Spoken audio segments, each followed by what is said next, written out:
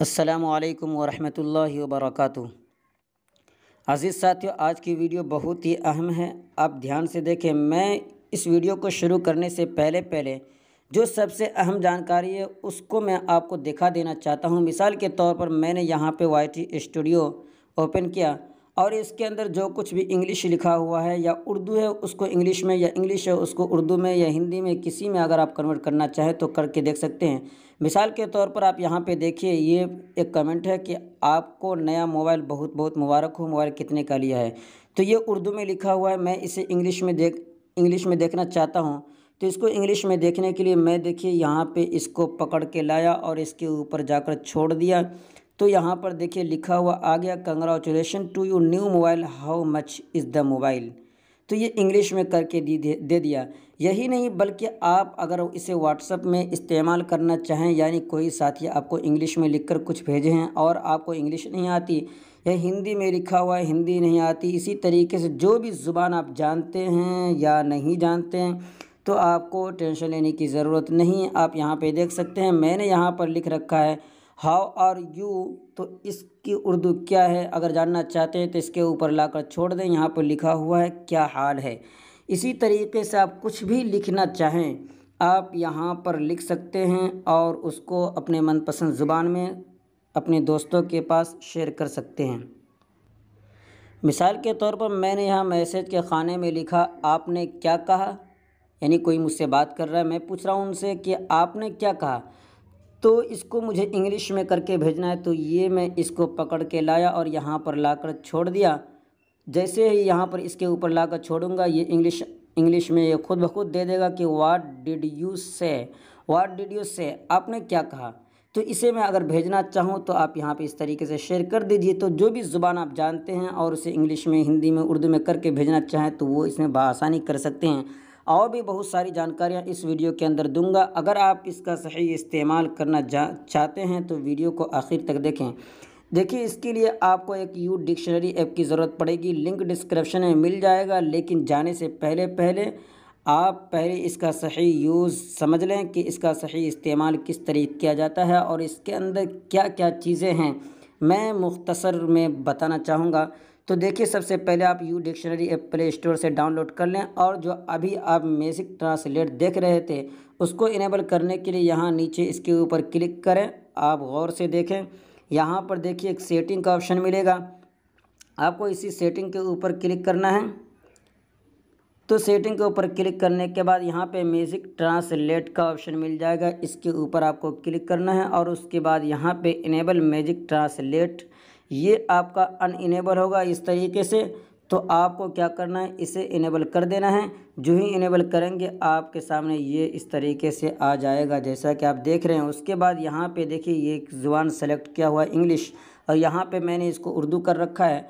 आप हिंदी रखना चाहें या जो भी रखना चाहें इसके ऊपर क्लिक करके आप अपने मनपसंद की ज़ुबान आप बदल सकते हैं।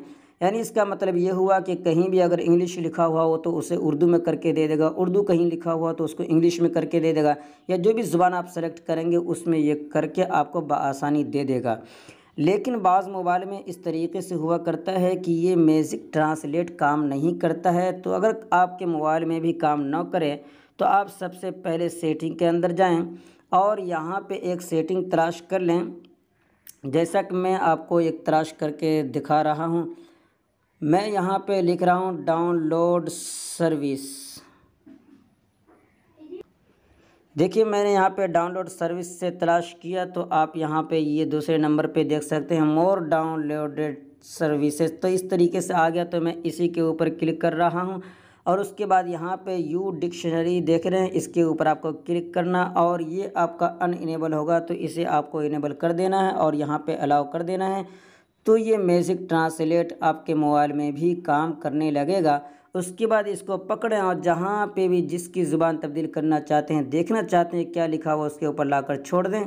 तो देखिए, सलामती की हैसियत, इसके उर्दू ये है यानी सिक्योरिटी स्टेटस, इसका माना हुआ सलामती की हैसियत। तो इस तरीके से आप बआसानी देख सकते हैं। दूसरी और अहम जानकारी आपको बताना चाहूँगा, अगर आप ये देखना चाहते हैं कि आपका मोबाइल जब बंद रहे, लॉक लगा हुआ रहे और उसके ऊपर कुछ वर्ड देखना चाहते हैं तो बहुत ही अच्छे अच्छे वर्ड दिए जाते हैं। आप उसको वहाँ पे सुन भी कर सकते हैं और उसका तर्जमा भी ट्रांसलेट भी आप देख सकते हैं।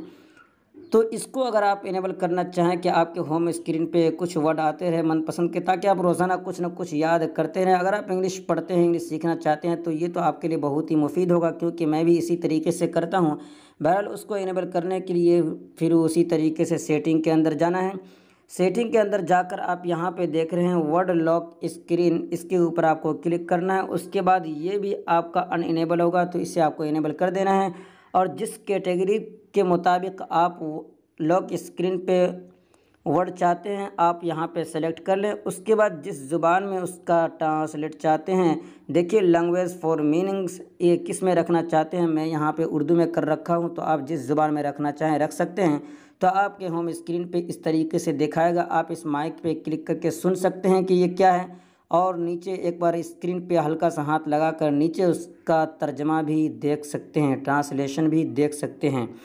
तो ये थी दूसरी और अहम जानकारी। तीसरी जानकारी ये मैं आपको देना चाहूँगा कि अगर आप ये चाहते हैं कि आपका नेट बंद रहे फिर भी आपका ये मैजिक ट्रांसलेट काम करे, तो आपको सबसे पहले यहाँ पे ऑफलाइन पैकेज के ऊपर क्लिक करना होगा।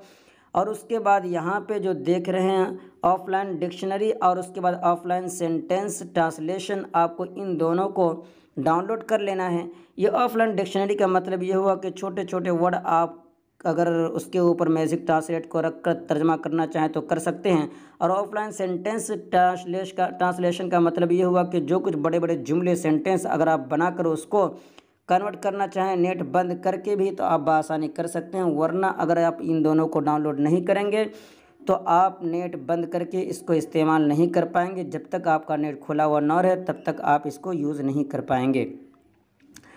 और जो सबसे आम जानकारी है, अगर आप इंग्लिश पढ़ते हैं, इंग्लिश सीखना चाहते हैं और इंग्लिश में आपका शौक़ है, तो आप जानते होंगे कि इंग्लिश के अंदर कम से कम 3 फॉर्म की ज़रूरत पड़ा करती है। कहीं पे फर्स्ट फॉर्म, कहीं पे सेकंड फॉर्म, कहीं पे थर्ड फॉर्म की ज़रूरत पड़ा करती है। जैसे मिसाल के तौर पर मैं यहाँ पे एक कोई तलाश करके देख रहा हूँ। जैसे मैंने यहाँ पे तलाश किया फ्लाई, तो मैं फ्लाई को यहाँ पे सर्च कर रहा हूँ। तो फ्लाई क्या क्या है वो आपको यहाँ पे दे देगा। देखिए एन लिखा हुआ है और यहाँ पे वी लिखा हुआ है। तो एन का मतलब ये है कि नाउन और वी का मतलब है वर्ब। नाउन मतलब इसम, इसम में अगर ये फ्लाई को अगर आप इसम के अंदर ले जाएंगे तो इसका माना हुआ मक्खी, और अगर इसे वर्ब के अंदर ले जाएंगे तो इसका माना हुआ उड़ना। तो वर्ब के अंदर 3 फॉर्म की कम से कम ज़रूरत पड़ा करती है। तो आप यहाँ पे देख सकते हैं, ये जो मैंने सर्च किया ये बता दिया कि यहाँ पे ये फर्स्ट फॉर्म है। सेकंड क्या है, तो यहाँ पे सेकंड देख सकते हैं PA उसके बाद टी लिखा होगा, तो ये फले वो सेकंड फॉर्म है। और PAPPLE जो यहाँ पर लिखा हुआ है ये थर्ड फॉर्म है। यानी ये फर्स्ट फॉर्म और ये फले सेकंड फॉर्म और ये थर्ड फॉर्म है। जैसा कि आप जानते हैं कि प्रेजेंट इंडेफिनिट में इसी तरीके से फर्स्ट फॉर्म की ज़रूरत पड़ा करती है और पास्ट इंडेफिनिट में यानी सेकंड फॉर्म की ज़रूरत पड़ा करती है। और जो भी परफेक्ट हुआ करता है उसमें थर्ड फॉर्म की ज़रूरत पड़ा करती है। तो इस तरीके से आपको फॉर्म तलाश करने में भी कोई भी दिक्कत नहीं आएगी। और भी बहुत सारी चीज़ें इसके अंदर है। इसी के मुताबिक अगर आप इसके अंदर कुछ देखना चाहें तो वो भी आप यहाँ पे देख सकते हैं। कुछ सेंटेंस भी आपको दे दिए जाएंगे। उसके बाद ऑक्सफोर्ड यहाँ पे दिया हुआ है, इसके अंदर पूरी उसकी हैसियत पूरी हकीकत बताएंगे कि ये कहाँ कहाँ किस तरीके से इसको यूज़ किया जाता है, इसका माना क्या है, ये कहाँ का किस तरीके से होता है। बहरहाल इसके अंदर आपको सारी चीज़ें मिल जाएंगी और अच्छी तरीके से आपको इसके अंदर वर्क फॉर्म भी मिल जाएगा ऑक्सफोर्ड के अंदर। तो इसी तरीके से बहुत सारी चीज़ें हैं। बहरहाल वीडियो लंबी हो जाएगी, इसलिए मैं जल्दी आपको बस असल बातों की जानिब तवज्जो दिलाना चाहूँगा। अगर आप इसको सुनकर तलफ़्फ़ुज़ करना चाहें यूके के मुताबिक या यूएस के मुताबिक, तो आप इन दोनों में से किसी एक को सुनकर देख सकते हैं। यूएस में किस तरीके से इसको बोला जाएगा एक बार चलिए सुनकर देखते हैं। fly, fly. और अगर आप यूके के मुताबिक सुनना चाहें तो इसके ऊपर क्लिक कीजिए, फ्लाई। तो ये आप देख सकते हैं। आप जिसके मुताबिक बोलना चाहें आप इसको सुनकर उसी तरीके से बोलना चाहें तो बोल सकते हैं। और भी बहुत सारी चीज़ें इसके अंदर है, लेकिन वीडियो 10 मिनट से आगे बढ़ रही है, इसलिए मैं वीडियो को ज़्यादा लंबी नहीं करना चाहता, आप ख़ुद ही इसके अंदर घुसेंगे तो आपको बहुत सारी चीज़ें मालूम हो जाएंगी। बहरहाल उम्मीद करता हूँ कि ये बहुत ही अच्छी जानकारी आपको बेहद पसंद आई होगी। तो जाते जाते एक लाइक तो ज़रूर करके जाएं, और अगर पहली मर्तबा चैनल पर आए तो सब्सक्राइब करके बेल आइकन पे क्लिक करके ऑल पे क्लिक कर दें, ताकि और भी न्यू और अच्छी अच्छी जानकारियाँ आप तक वक्त पर पहुँचती रहे। फिर मिलते हैं अगली वीडियो में किसी नई चीज़ के साथ। दुआ की दरख्वास्त। अस्सलामु अलैकुम व रहमतुल्लाहि व बरकातुहू।